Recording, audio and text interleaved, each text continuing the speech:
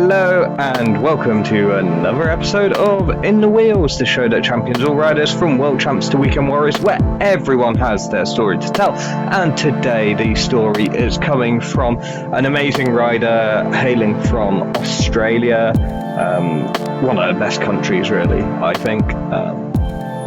It's brought us so many amazing riders, and this one is no exception. It is Quinn Findlay. She rides for the Meridian Bike Bug team, and I was very fortunate to chat to her. She does have a history of racing in Europe,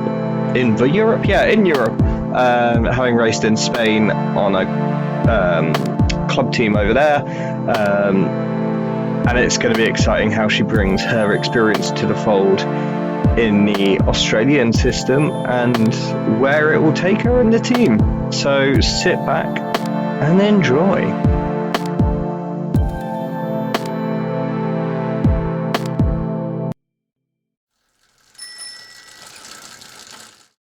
Hello, good morning. Well, I say good morning, it's evening for you. How are you doing? I'm good, thank you. How are you going? Yeah, not too bad. Bit of a hectic morning so far, but all good. I thought I'd start with, the easiest question of all, of like, how did you get into cycling? Ooh, okay. Maybe not the easiest question of all.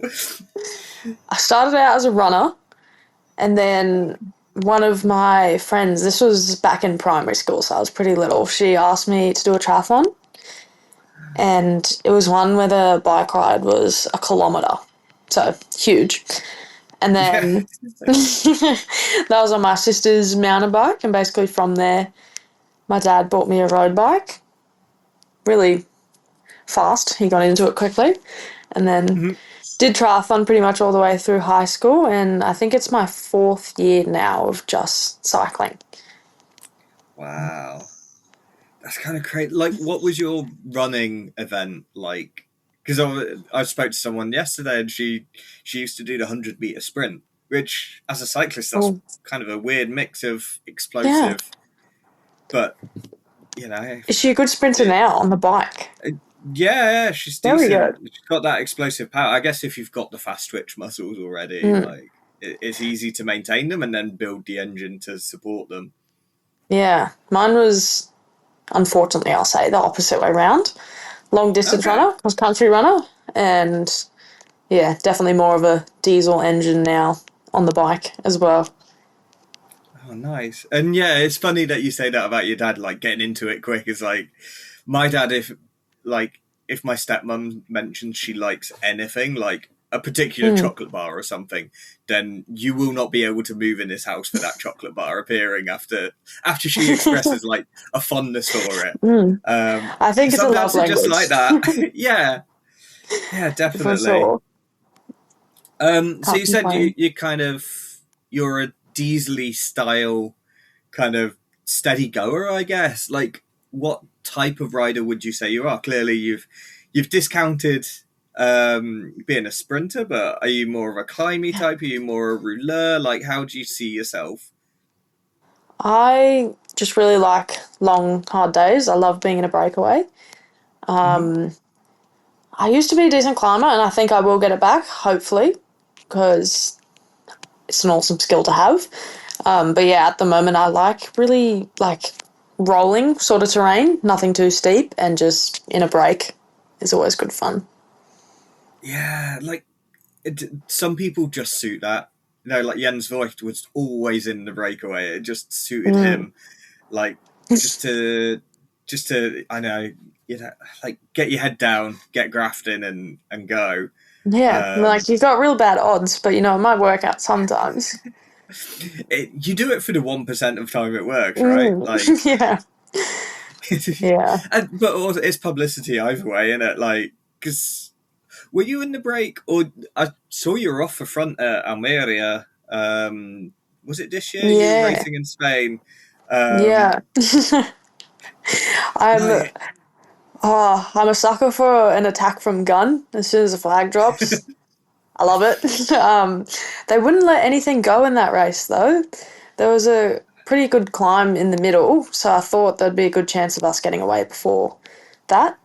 But I attacked maybe 3 times. Other club teams tried, and they just wouldn't let anything go. So, what can you do? That's crazy. I get it's weird. Like there's some women's races where like I don't know. It's weird. Like there'll be races where the breakaway gets away and then Mm. somehow stays away. There's like a period a couple of years ago where the break would always survive by like 10 seconds and it just wouldn't get caught.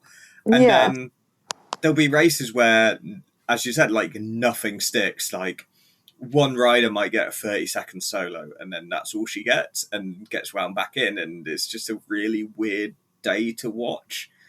Like Yeah. certainly as a fan, because there's no like structure or like paragraphing almost like if it were a Mm. novel it'd just be a solid block of text rather than there be line breaks and paragraph breaks. Yeah, I think especially in that like beginning phase of the season, if there is a day there's Mm. something hard coming up, I feel like it's really neutralized in the beginning, just because no one knows anyone at the start of the year, and then yeah.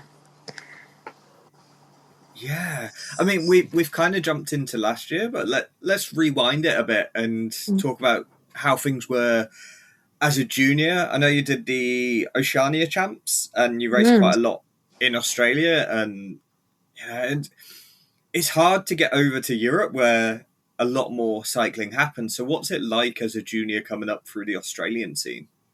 Mm. Well, I started at an awkward time in the Australian scene. Of course, yeah. I know, like prior, the years before, we had National Road Series, and it was all around Australia, and quite a few people get signed off the back of that each year. Like, if you proved yourself there, you were good enough to be in the pro peloton, basically. And then the costs of closing the roads just became so high that the Australian season just like fell off the cliff. And then obviously Pro Velo's in now to take place of that.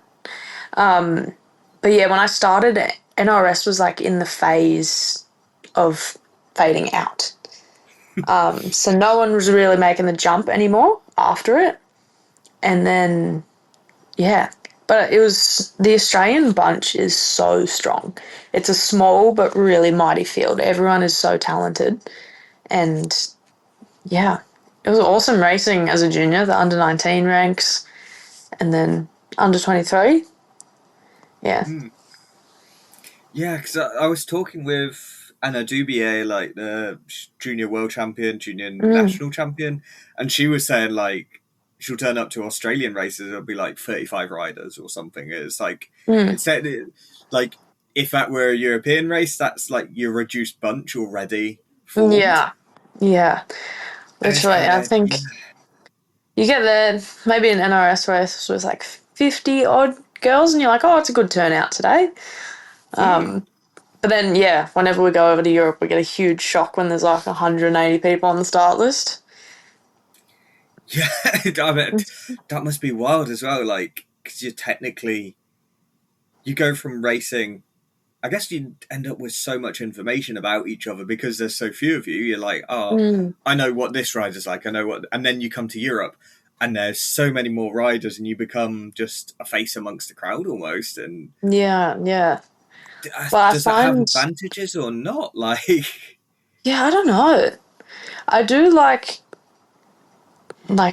how quickly the bunch reduces in Europe if it's a harder day. mm, Like a lot of girls are gone quicker, but the Australian bunch, you basically finish with the same amount you start with in most mm, cases. Like everyone's super yeah, strong and they last the whole race. yeah. Because then let's go. So you did your junior ranks, and then you age up into under 23. What was that step like? Because in women's cycling, it's not the same pathways as men have. There's no, Mm, the Tour de l'Avenir has only just started. Um, you know, it's not it's not established certainly. yeah. Um, there's not these pathways that the men have. There's not many Devo teams. I think what Jayco have one, and then Yeah. maybe there's another, but I don't Yeah. know. But then again, as an Aussie, like a spot there is, I would assume, highly sought after. But then everyone's seeking that spot, and Yeah. there's only so many of you, and only so many spots. So, like, yeah, what was it like to age up and to make that step up? Yeah.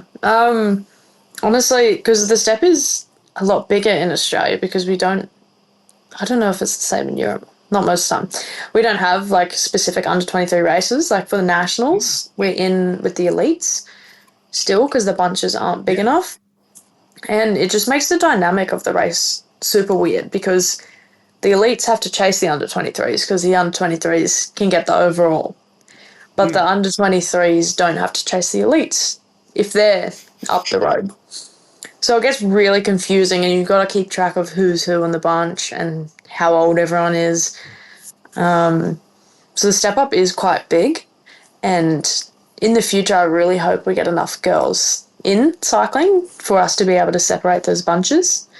But I guess, like as you're saying, even Worlds this year was the first time they separated those elites Mm. and under 23s. So yeah. Yeah, I think steps are coming.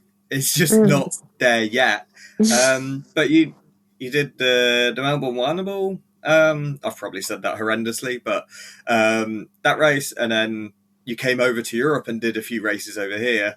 Um, so the Giro Mediterraneo in Rosa, um, Tour de Femina. I don't know, because that's in Czechia. I'm like, do I Mm. say it with a French accent? I feel like I should, but like it's Mm. one of those. And then you did Gippsland, which is that Phillips Island? Yeah. Um, like, how were those races for you? Well, I went over with Down Under Academy. So Hmm. that was to Italy. And that's like a 2 month intensive of racing pretty much. And we were super fortunate to get a lot of UCI starts during that 2 months. Basically, almost every race day we had in Italy was pouring with rain. Same with the one in Czech. Just, we were in a hailstorm in one of the stages and it was just Oh Jesus! full on.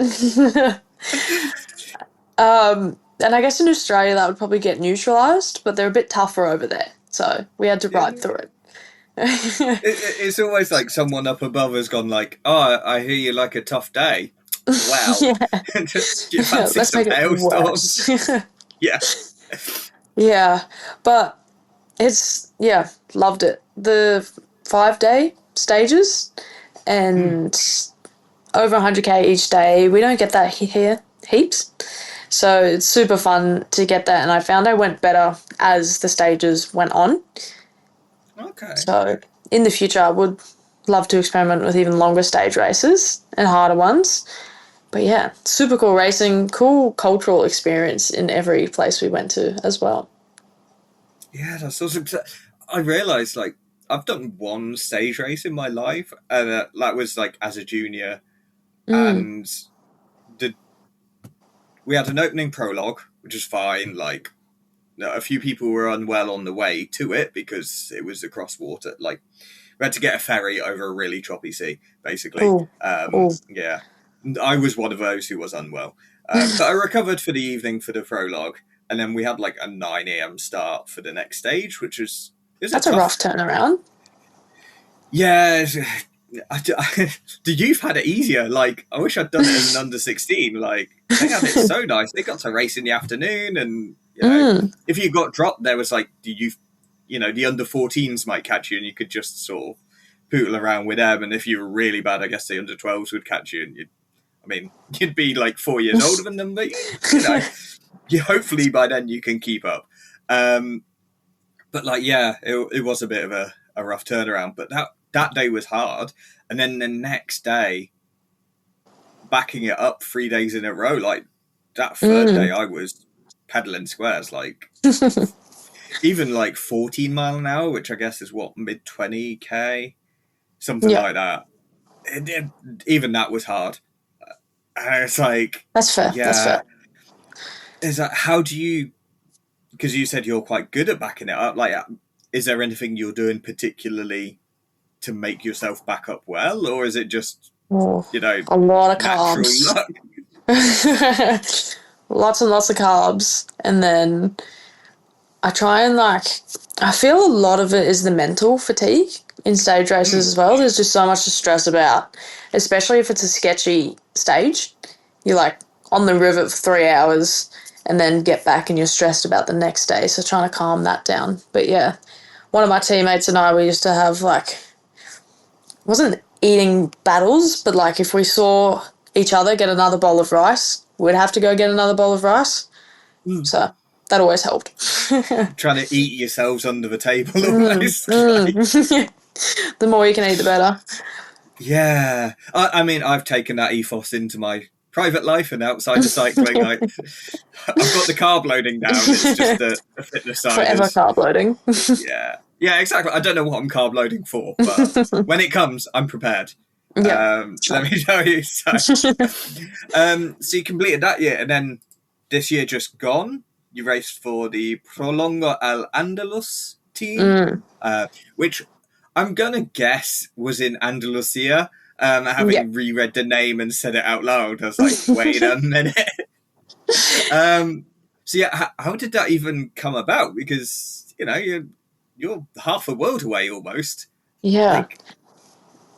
I sent so many emails at the end of 2023 trying to get a European team. It's super hard because we see so many posts now of girls from the pro ranks going back down to Conti teams folding, and it's just so hard to get a gig at the moment, especially as an Australian, because it's a lot easier to take a European as a European team. So lots of emails, and then I saw one of my friends, she lived over here the year prior, and she got in a spot on this team. I asked about it, sent some emails in, and then basically had 3 Australians get a spot on it, which must have been super bizarre for the rest of the girls from Spain on this team. Just hearing that 3 Australians want to join a club team. But yeah, we were based in Malaga, so really, really far south. It was lovely. Yeah.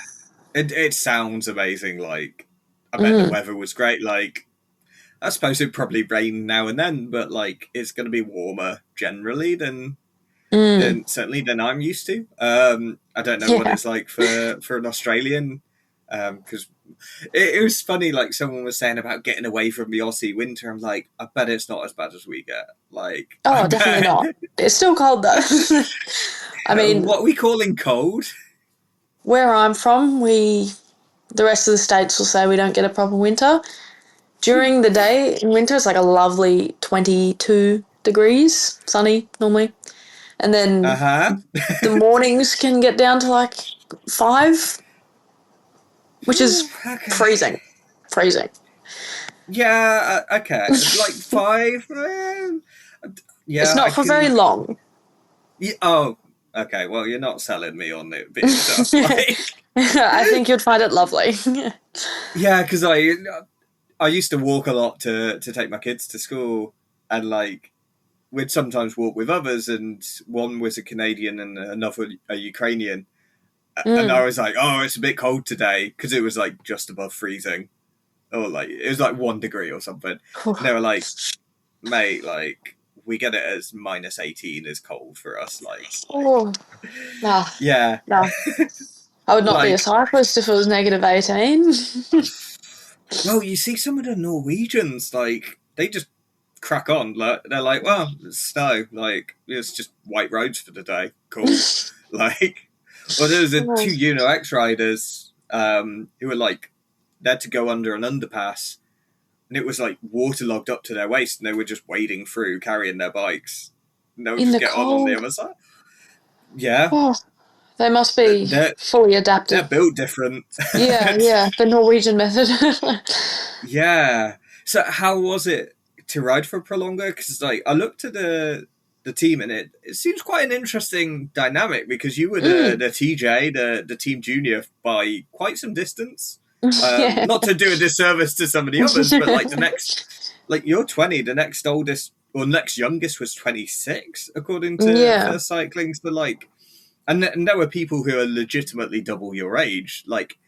How did you find that when there's no, I guess, generationally similar people. Yeah, I mean, there was one other young girl. Maybe she's not on the PCS anymore. Yeah. And then I found it fine because I had one Australian friend I was living with, and she was 28 now, but we're close, so that's all Yeah. good.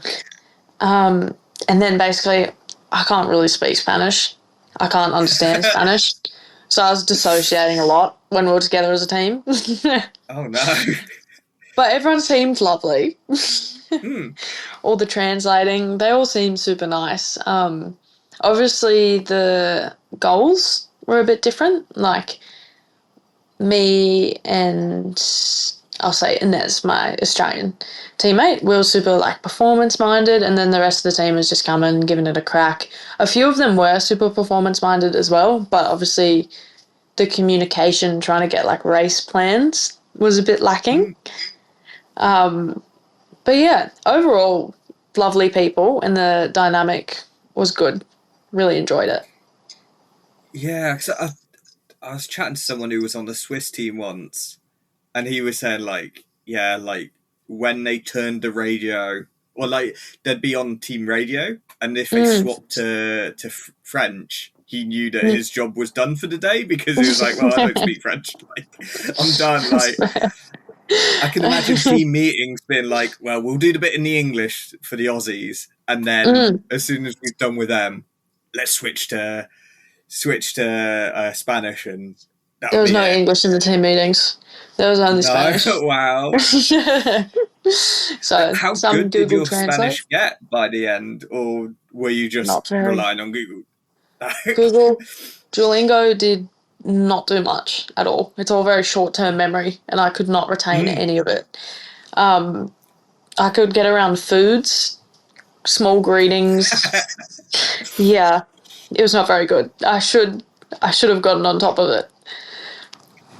I guess it's one of those. Like, yeah, it's funny what you can pick up as well, though, because Mm, I know random bits of Spanish and mm, quite a few European languages just because I've watched cycling and the graphics been like Kop van der Rasseid is like, oh, I know that means front of a race in Dutch, and what? like Cabeza de Carrera. I think that's head of a race in Spanish, but I don't. I know Okay. Carrera is race, but Yeah. I couldn't tell you whether Cabeza is the front or the back anymore. Um, but again, context clues. If you were watching the race, you should be able to Yeah, it makes tell what sense. the front. Yeah. Are you looking at faces or bums? That's easy. But like, yeah, you did have some success there with was it the Villa Dondara? I want to say I probably butchered the Yeah. pronunciation. Like, how was that race? Because you second U23 and third overall. Yeah. That one was super good. So we started out with, I think it was two flat loops, and then we went up a 5 or 6K climb, and that one was pretty steep. The loops were pretty neutralized in the beginning, no attacks, and Mm. then we hit the climb. Thankfully, I was really well positioned. I think I was like third wheel going into it, and UPV, which is not how you pronounce it in Spanish, it's like UPV. They drilled it from the bottom of the climb pretty much, and then we became a super select group. Then there was one last kicker at the top. We went over with the four of us. I did actually lag for a second because my teammate went with it, Mm. and then the three of them got about 20 meters, and I was like, oh, I can get across there. So I made it across on the descent, and we just drilled it into the finish, the four of us, from there. And then I went super early for the sprint because I'm not a very good sprinter. So I Yeah. had to give it a go because I knew I wasn't going to do anything fantastic in the sprint. And then, yeah, the two Spanish girls came over me pretty much at the end. But I was very stoked with third because that was my second race over there this year. Wow. Yeah, that's pretty good go. I don't think that one's listed on where I'm looking, but yeah, it's Mm. great to see how you did, and yeah, how's because we are going into 2026 season, and obviously at time of recording, like we haven't got Mm. there yet. But by the time this is out, we will have got there. Like, how's the off season and transition into 2026 been for you? Mm. Well, basically, I had a really bad time in Spain with sickness. I was sick Mm. for 2 weeks in every month, pretty much. Oh, So it was just trying to maintain whatever I could and training through sickness a lot of the time because even if I rested, nothing would happen. mm. Um, got home, found out it was Epstein Barr, and Oh gosh.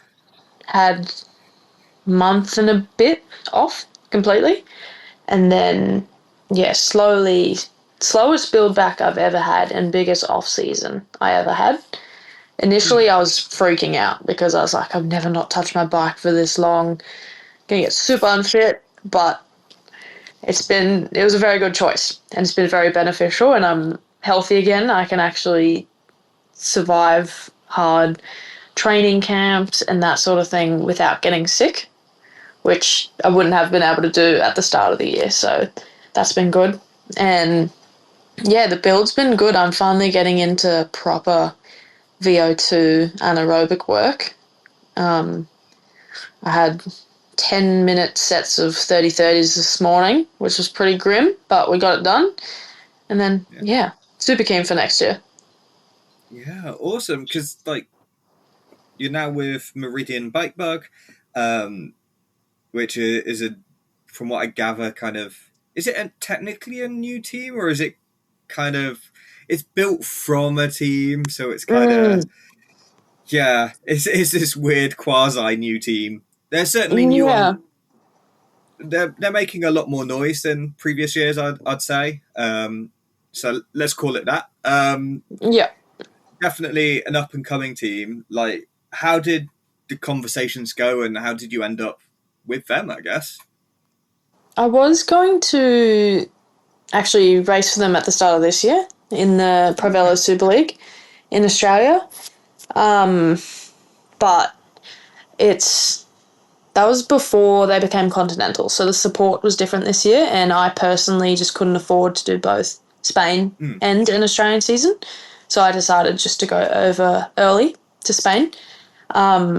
And then basically, yeah, the conversation continued with them going into next year because the setup is awesome. And then I heard that they were doing a Europe trip. And if anyone hears an Australian team's going to Europe, our ears get very pricked up because it doesn't happen very often and it's lovely to go with familiar people.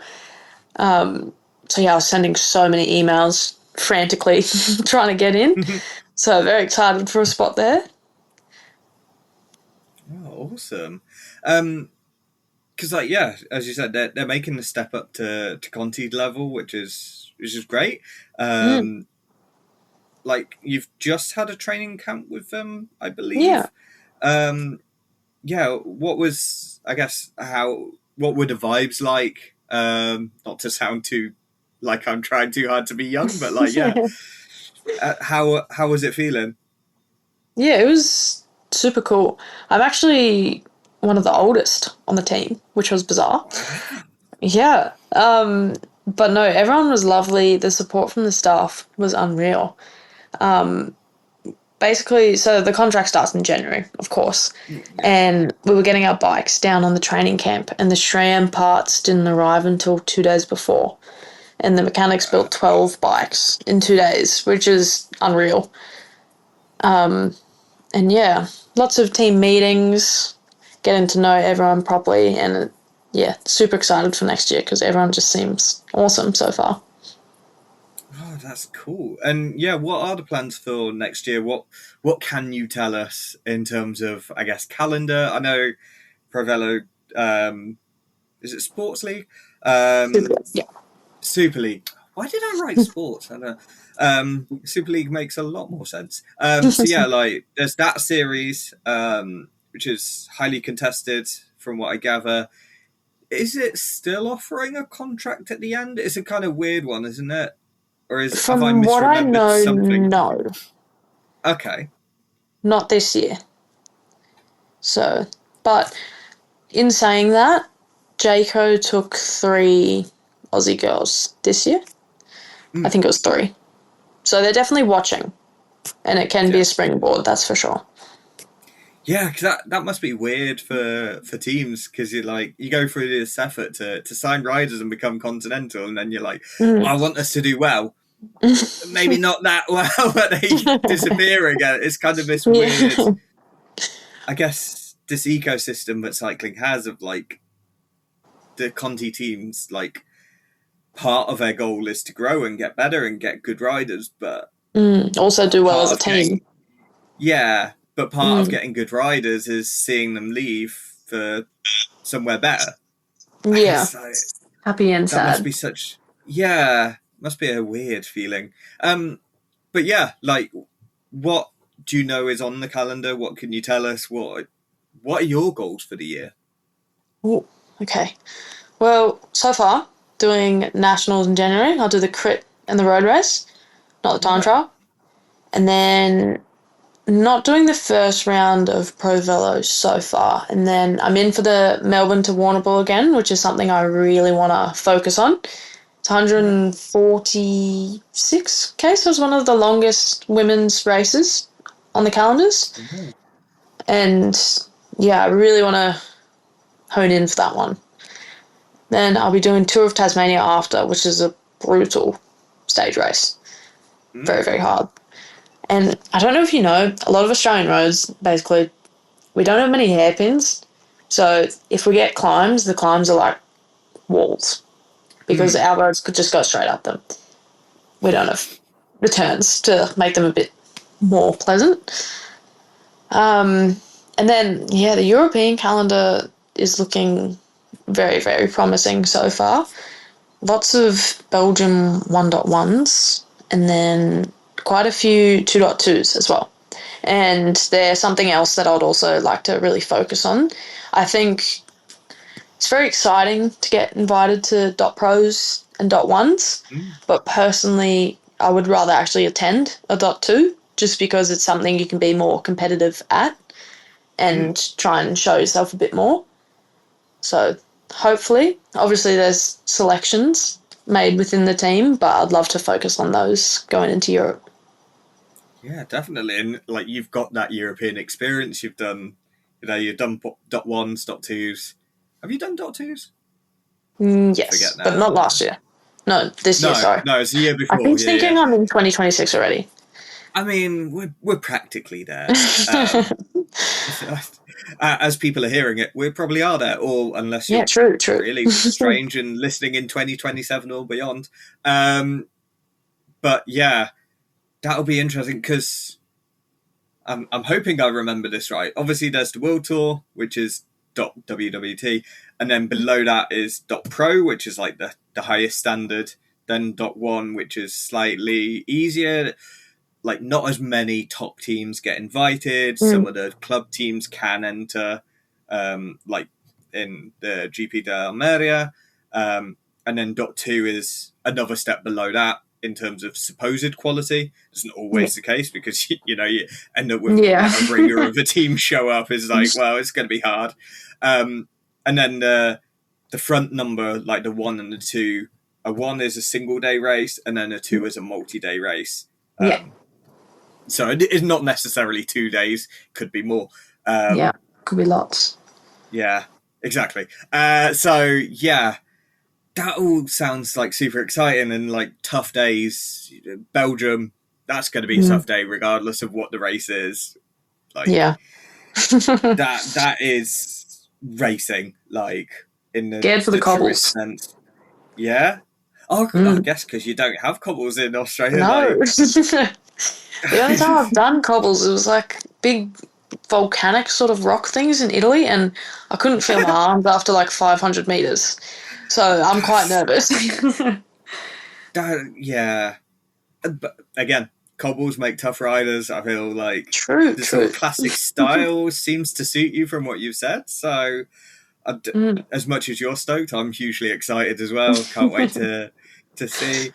I've got 2 more, well, technically 3 more questions. The first is, like, if we were to have this conversation next year, looking back at your season just gone, like, what would you say is a successful year for you? Ooh, okay. Um, Honestly, a main goal would be I've finally become comfortable in like the Australian bunch. I was a super timid rider when I started, a lot of the time on the back. And Mm-hmm. I'll do races where people would get dropped and I'll literally just stay last wheel. And I'd bridge after everyone got dropped, but I'd Yeah. always be last wheel. You'll be like the ticket collector that is Yeah, like, oh yeah, literally. you can leave now. So super inefficient when I started, and I finally feel a lot more comfortable within the bunch. It was a super long journey for me to get to this stage as well. But obviously that changes when we get in with 200 riders instead of 50. And I feel like at the end of the 6 months and at the end of the 2 months in Italy, I felt like I was getting a lot better and I was improving in the bunch. But I hope to make that progress earlier next year or this year, should I say. So then I can actually use my power and my ability as I should, not inefficiently. Then I'd love to get like some youth sort of results in the stage races. So under 23, they seem to do jerseys for that as a lot of them. Mm. And yeah, maybe just contesting like those mid race sort of things from a break. So either quam jerseys or sprints, something like that. Yeah, yeah, definitely. That sounds really cool and really Mm. interesting as different goals. So next is my kind of $1 million question almost of like, I'm going to create this Faustian bargain. Like, you can win one more race and that's it for your career. Like, you win that race, that's the only race you're ever winning. What are you picking and why? Ooh, it's so hard. I want to say classic, but then I might be really basic and say the tour. I don't think I'd ever win the tour because I'm not that style of rider, but I think that'd be the coolest one to win.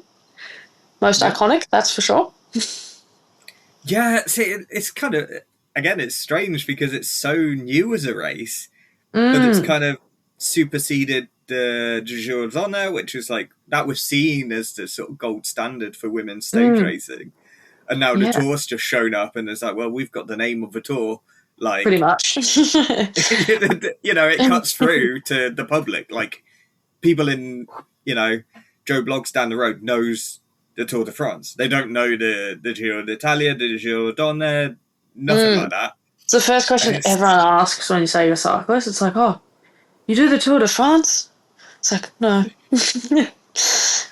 that would be such a dumb question to ask a woman like 10 years ago as well. It's like, I don't even have a tour, mate. Like, Yeah, I'd love, like, it's going to progress so much, like, in the time I'm watching as well. I can't imagine how many stages they're going to let it get up to, because I think they've already added one more now. They were on 9 this year and yeah. last year was 8. I'd love to see it get in the double digits. That'd be pretty cool. Or double weeks as well. Yeah. Yeah. See, it's a weird one. It's like, do you need it to be 21 days? Like, I think sometimes, in the same way that, like, short stages can be exciting. Like, Mm, I mean, this is years ago, but in the Giro, they did, like, an 88-kilometer race, which was, like, to the blockhouse. And because it was so short, it made it much more exciting because people were like, mm. well, you know, we're in the double digits of K to go already. Like, we might as well. We haven't Yeah, got you got to much watch chance the to whole attack. thing. Yeah. Yeah, and it can be so explosive, and that's. I mean, watching a whole show of explosions would be boring, but equally, watching a whole show of just narrative and no action is also boring. It's kind of Yeah. finding that middle ground. It's like if you make it too long, then people are just totally gone by Yeah. the end. It's like, well, there's no punch left because no one's got anything to give. Yeah. I'm a bit like that. Sometimes I tune in with only 50k to go. But it's Mm. hard. We gotta stay up so late to watch it here. Oh If I'm gosh, lucky, yeah, I'll wake up in time. yeah, because you guys have got the couch peloton on social media, and yeah, I'm experiencing that at the moment because I'm a slight crickets fan, so I try Ooh, and listen interesting. in. Yeah, the Ashes, that's always fun, isn't it? Every 4 years, the English show up to Australia and get their heads caved in and go home again. And everyone goes, well, why were they so shit? Well, yeah, we're just better. Yeah. I mean, yeah, you literally are, but that's this whole other thing. So yeah, how can people keep up with you on social media, so that they can find out all the goings on with Meridian and with yourself and your journey through the year? Yeah, I mean, Meridian's been all over it lately on the socials. It's like a post a day. It's awesome. And then obviously my own individual Instagram. I post a lot of stories, not too many posts. And then, yeah, basically, I don't really have too much. I need to hone in on it a bit more. I think it is a super useful tool, but mainly those two. Okay, well, yeah, there'll be screenshots of those two as we speak now on the video, so people can see it. It'll also be in the show notes. And yeah, I can't wait to see what this season brings for you. And yeah, thank you so much. Awesome. Thank you. This has been super good. Well, there you have it. That was our chat with Quinn Findlay. As I said, she's a hugely exciting rider and someone that I thoroughly enjoyed chatting to. Can't wait to see how this year treats her and how she gets on. And until next time.